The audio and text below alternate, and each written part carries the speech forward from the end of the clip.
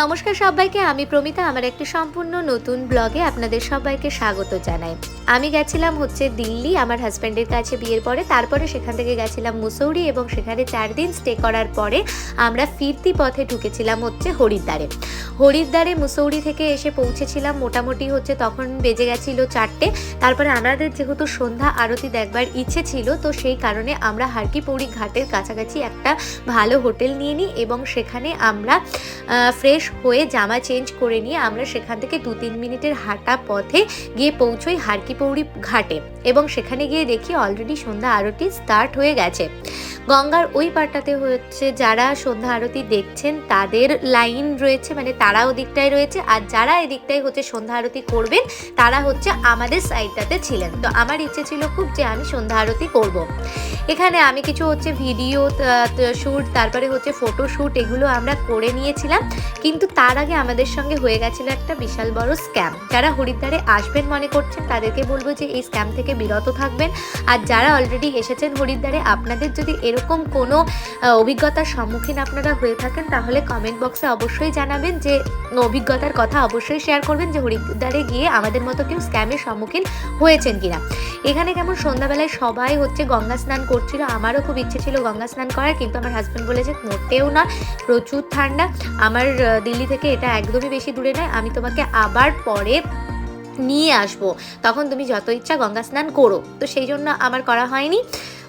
জীবনে প্রথমবারই আমি হচ্ছে এরকম সন্ধ্যা আরতি দেখেছিলাম আর আমার খুবই ভালো লেগেছিল। যদি স্ক্যামটা আমার সঙ্গে না ঘটতো তাহলে হয়তো আরও বেশি খুশি হতাম, কেননা স্ক্যামটা হয়ে যাওয়ার জন্য মানে আমার প্রচুর মন খারাপ হয়ে গেছিলো, সাথে ওরও মন খারাপ হয়ে গেছিলো।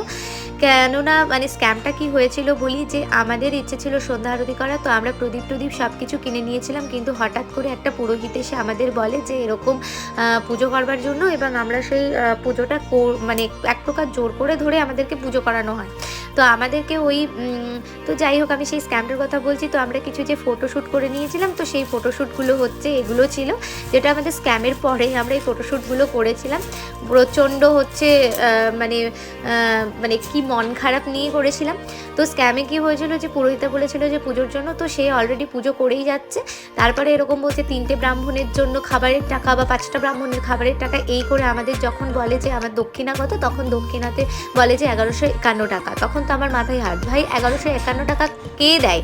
আমি 201 টাকাতেও পুজো করাতে পারি, 101 টাকাতেও করাতে পারি, আমি যদি মনে করি 5000 টাকাতেও পুজো করাতে পারি। দক্ষিণাটা তো সম্পূর্ণ হচ্ছে যে পুজো করছে পূজারীকে, তো আমরা আমাদের নিজেদের মতন দক্ষিণা দেবো। তো এইরকমভাবে তো কারোর উপরে চাপিয়ে দেওয়া যায় না, এটা তো এক প্রকার বিজনেস এবং এটা স্ক্যাম, যেটা আমার একদমই ভালো লাগেনি হরিদ্বারে এসে, যে এই যে ধর্মকে একটা ব্যবসার ইয়েতে ফেলে রেখেছে, এটা একদমই মানে উচিত নয়। আমি জানি না আপনারাও এরকম অভিজ্ঞতার সম্মুখীন হয়েছেন কিনা, তবে আমাদের খুবই মনটা ভারাক্রান্ত ছিল এরকম একটা জায়গায় এসে এরকম একটা স্ক্যামের সম্মুখীন হয়েছি সেই জন্য।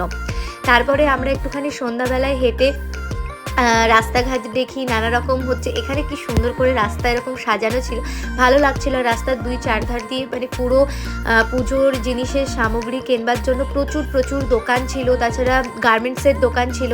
তো অনেক কিছুই আমি অনেক কিছু কিনেও নিয়েছিলাম, শপিং করেও নিয়েছিলাম, বাড়ির জন্য কিছু নিয়ে এসেছিলাম আর নিজের জন্য কিছু কিনেছিলাম।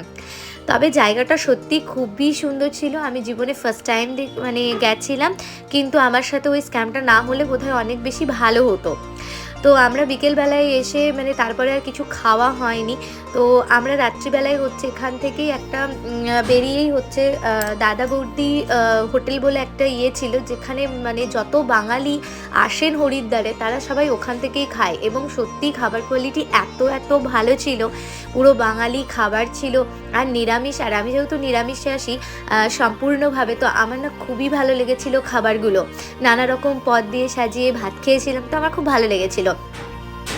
এখানে গঙ্গার জলে যে এত স্রোত, মানে আমাদের এখানেও গঙ্গা আছে, আমি সে গঙ্গাতেও যাই, বাট এটা একটা অন্যরকম ব্যাপার ছিল চোখের সামনে। আর সন্ধ্যাবেলাটা সত্যি খুবই সুন্দর ছিল। আর আমাদের গঙ্গা আরতি করার মুহূর্তের কিছু ছবি। তারপরের দিন সকালবেলায় আমরা উঠে হচ্ছে গঙ্গা জল নিয়ে নিই 5 লিটার 10 লিটার করে, আমার শ্বশুরবাড়ির জন্য 5 লিটার আর আমার বাড়ির জন্য 5 লিটার, আর আমার সেটা হাজব্যান্ড ভরে নিচ্ছিল ইয়েতে। তো হচ্ছে তারপরে আমরা হচ্ছে এখান থেকে আরেকটা লোকেশনে যাই একটু কাছেই, সেখানে আমরা কিছু ফটোশ্যুট করে নিই। আর খুবই সুন্দর জায়গা ছিল। আমার হাজব্যান্ডও এর আগে বহুবার গেছে, কিন্তু ও বলছিল যে এই জায়গাটা ও এর আগে এসে দেখেনি, তার কারণ একা একা কোনোদিন ঘুরতে ভালো লাগে, তাই সে ঘোরেনি। তো আমরা দুপুরবেলায় লাঞ্চ করে নিই, তারপরে আমরা বাড়ি চলে আসি।